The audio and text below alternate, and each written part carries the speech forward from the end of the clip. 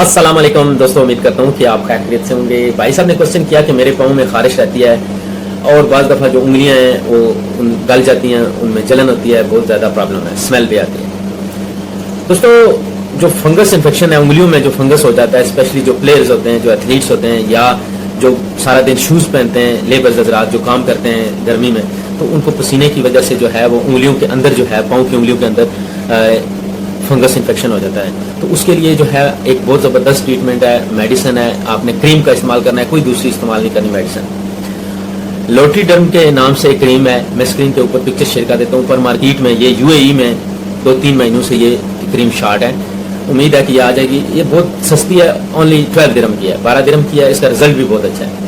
अगर आपको ये ना मिले तो दूसरी पिक्चर मैं स्क्रीन के ऊपर शेयर कर देता हूँ, ओपिजोल बी, आप इसका इस्तेमाल कर सकते हैं। इंशाल्लाह जो आपका ये जो जलन है, ये जो अंदर से उंगलियां गल गई हैं, इंशाल्लाह ठीक हो जाएंगी।